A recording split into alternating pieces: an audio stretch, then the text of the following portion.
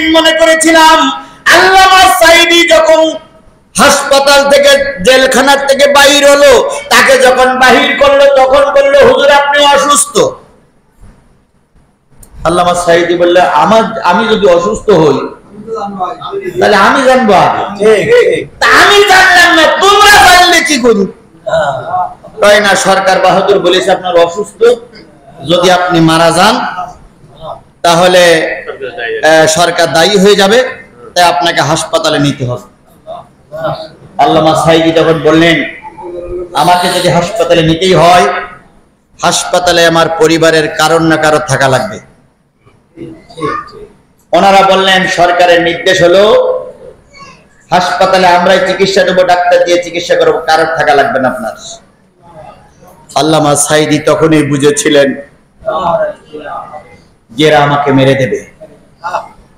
তার আগে 4 দিন আগে ভারত সফর করেছিলেন বাংলাদেশের 4 জন মন্ত্রী, তার ভিতরে একজন ছিল আব্দুর রাজ্জাক, একজন ছিলেন ওই অতীতের পররাষ্ট্রমন্ত্রী হাসান মাহমুদ, আর একজন ছিল কুষ্টিয়ার হানিফ, আর এক মাহবুবুল আলম হানিফ, আর একজন 4 জন না 5 জন ভারত সফর করলো। ভারত সরকার বলে দিল, ভারত সরকার যেভাবে ট্রিটমেন্ট দিল সেইভাবে এরা দেশে আসলো।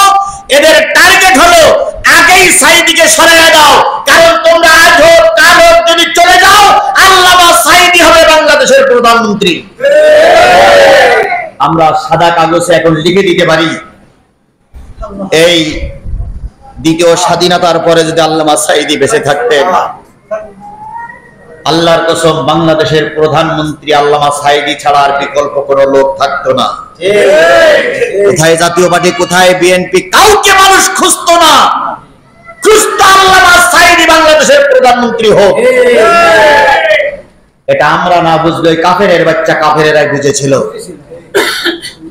ওনারা আসার পরে মরহুম শহীদ আল্লামা দেলোয়ার হোসেন সাঈদীকে বের করে নিয়ে আসলো। ভাইরে, আমার এখনো মনে পড়ে উনি যখন গাড়ির থেকে নামলেন, কি সুন্দর সেই মিষ্টি হাসিটা। উনি সবার সামনে দাঁড়াই বললেন আমি অসুস্থ নই, তারপরে এরা আমাকে অসুস্থ বানিয়েছে, আমরা আপনাদের কাছে দোয়া চাই। সুন্দর হাসি মুখ নিয়ে উনি হাসপাতালে গেলেন। হাসপাতালে একদিন পরে শোনা গেল উনি বিদায় হয়ে গেছে। উনি বিদায় হয়ে গেছিলেন, তার ইতিহাস একজন নার্স বর্ণনা করেছেন যে হুজুর ঠিকই সুস্থ ছিল, হঠাৎ করে একজন ডাক্তার আসলে একটা ইনজেকশন নিয়ে, কি ইনজেকশনটা আমাদের কেউ দেখালো না, বললো হুজুরকে একটা ইনজেকশন দিতে হবে। হুজুরের নাভিতে একটা ইনজেকশন দিল। ওই যে ইনজেকশন দেওয়ার আগে একটু হুজুর চেয়েছিলেন, তাকাইছিলেন, ইনজেকশনটা ভিতরে যাওয়ার পরে উনি আর চোখ মেলে তাকান নাই, ওখানেই তার মৃত্যু হলো। এই জন্য 18 কোটি মানুষ নয়, গোটা বিশ্ব জানে আল্লামা সাঈদী মৃত্যুবরণ করেনি, আল্লামা সাঈদীকে মৃত্যুবরণ করানো হয়েছে।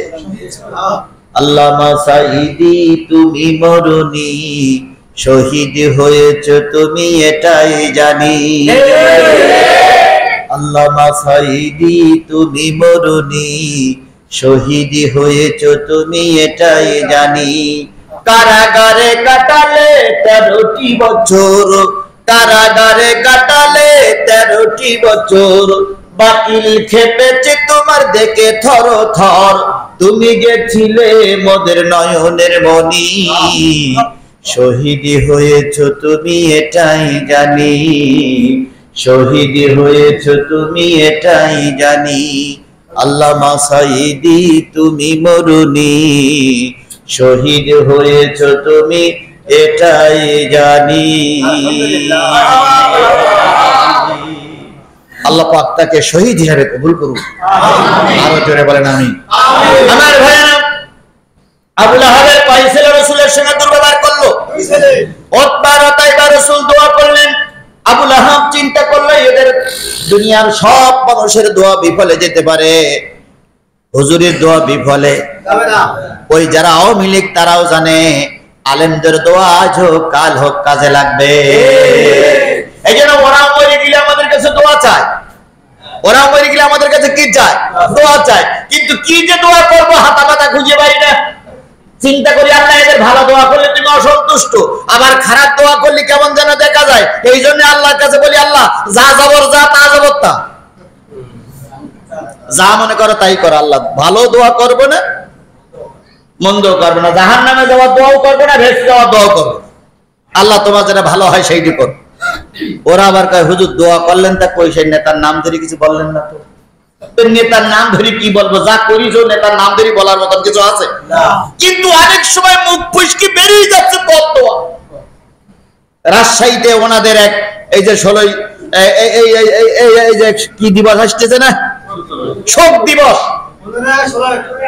শোক দিবসে দোয়া করতেছে ওনাদের এক মৌলবী। আমাদের মৌলবী তো জানে, ওনাদের মৌলবীরা দোয়া করতেছে, আল্লাহ মুজিবারকে এবং তার সপরিবারকে যারা এই দিনে মেরে দিয়েছিল, আল্লাহ সেই ঘাতকদেরকে তুমি জান্নাতের উচ্চ শিখরে পৌঁছাতে তৌফিক দান করে দাও। আল্লাহ তুমি ওদের জন্য জান্নাতের দরজা খুলে দাও। আল্লাহ ওরা যেন সব কটা জান্নাতে যেতে পারে। পিছন দিক থেকে মেয়র বলতে, হুজুর কি দোয়া করতেছেন? কেন? দোয়া হচ্ছে তো যারা মেরেছিল তাদের জন্য। কি দোয়া করলাম? মিডিয়ায় যান, এখনো সে দোয়া আছে, এখনো সে কথা আছে। তাহলে দোয়া করতেছিল কোন দিক আর গেল কোন দিক? কে দিয়ে দিয়ে দেয়? সুতরাং আমরা সঠিক দোয়া, ওই হুজুর সঠিক দোয়াই করেছিল। যারা